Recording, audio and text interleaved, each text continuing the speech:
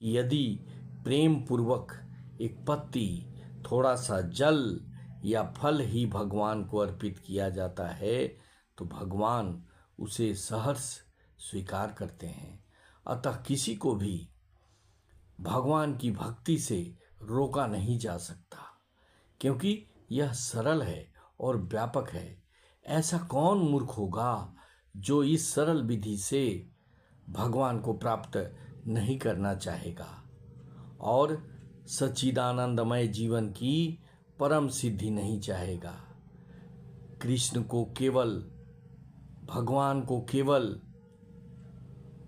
प्रेमा भक्ति चाहिए और कुछ भी नहीं। भगवान तो अपने शुद्ध भक्त से एक छोटा सा फूल तक ग्रहण करते हैं, किंतु अभक्त से वे कोई भेंट नहीं चाहते। उन्हें किसी से कुछ भी नहीं चाहिए, क्योंकि वे आत्मतुष्ट हैं। तो भी वे अपने भक्त को भेंट, प्रेम तथा स्नेह के विनिमय में स्वीकार करते हैं।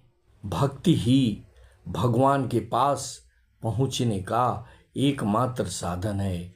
किसी अन्य शर्त से, यथा ब्राह्मण, विद्वान, धनी या महान विचारक होने से भगवान किसी प्रकार की भेंट लेने को तैयार नहीं होते। भक्ति ही मूल सिद्धांत है, जिसके बिना वे किसी से कुछ भी लेने के लिए तैयार नहीं होते। भक्ति ही मूल सिद्धांत है, जिसके बिना वे किसी से कुछ भी लेने के लिए प्रेरित नहीं किए जा सकते। भक्ति कभी हेतुकी नहीं होता। यह शाश्वत विधि है। यह परम ब्रह्म की सेवा में प्रत्यक्ष कर्म है। यह बतलाकर कि वे ही एकमात्र भोक्ता, आदि स्वामी और समस्त यज्ञ भेंटों के वास्तविक लक्ष्य हैं।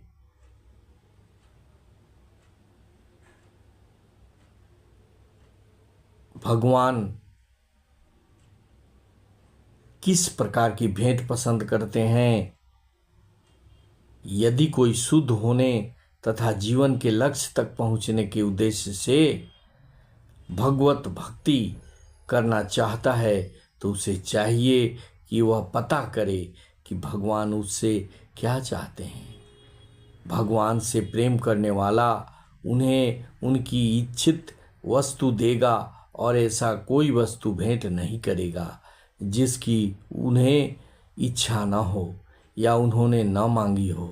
भगवान को शाक, अन्न, फल, दूध तथा जल यही अर्पित करनी चाहिए और यही मनुष्य के उचित भोजन भी हैं और भगवान ने भी इन्हीं का आदेश दिया है। इनके अतिरिक्त हम जो भी खाते हों वह उन्हें अर्पित नहीं किया जा सकता, क्योंकि वे उसे ग्रहण नहीं करेंगे। यदि हम ऐसा भोजन उन्हें अर्पित करेंगे तो हम प्रेमा भक्ति नहीं कर सकेंगे। जो लोग जीवन में प्रगति करने तथा भवबंधन से मुक्त होने के इच्छुक हैं, उन्हें इसी प्रकार की भोजन करनी चाहिए।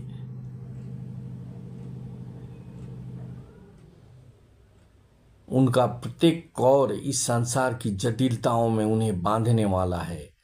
अच्छा सरल शाकाहारी भोजन बनाकर उसे भगवान को अर्पित करके तथा नतमस्तक होकर इस तुच्छ भेंट को स्वीकार करने की प्रार्थना करनी चाहिए।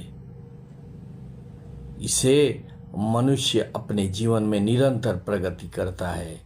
उसका शरीर शुद्ध होता है और मस्तिष्क के श्रेष्ठ तंतु उत्पन्न होते हैं, जिसे शुद्ध चिंतन हो पाता है।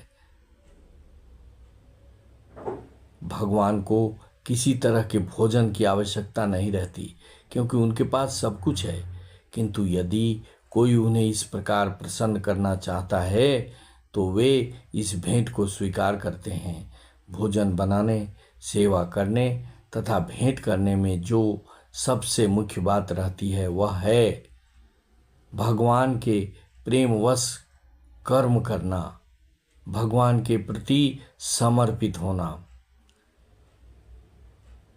भगवान को परम ब्रह्म कहा जाता है। इंद्रिय रहित होने पर उन्हें समस्त ऐश्वर्यों से युक्त नहीं माना जा सकता।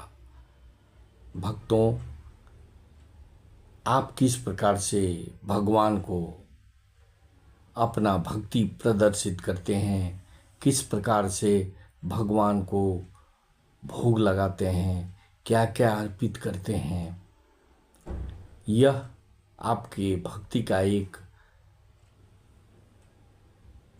क्षेत्र है, एक तरीका है। आप क्या करते हैं, क्या समर्पित करते हैं, यह ज़्यादा मायने नहीं रखती। आप कितने भक्ति से भगवान को कुछ भी अर्पित करते हैं, यह ज़्यादा मायने रखती है। भक्तों, जो कुछ भगवान ने हमें दिया है उस पर हमें संतुष्ट होना चाहिए, और जो कुछ हमें प्राप्त होता है वह भगवान के द्वारा प्राप्त समझना चाहिए, और उसे ग्रहण करने से पूर्व ईश्वर को धन्यवाद अवश्य देनी चाहिए, क्योंकि अगर वो ना हो तो हमें कोई भी चीज़ प्राप्त नहीं हो सकता। क्योंकि दुनिया में जितनी भी चीज़ें हैं सभी सृष्टिकर्ता भगवान का दिया हुआ है। इस बात को अवश्य माननी चाहिए। आप किस प्रकार से भगवान की भक्ति करते हैं कमेंट में अवश्य लिखेंगे, और इस वीडियो को शेयर करेंगे, लाइक करेंगे और सब्सक्राइब करेंगे, ताकि अन्य लोगों को भी इसका फ़ायदा मिल सके। Thank you very much.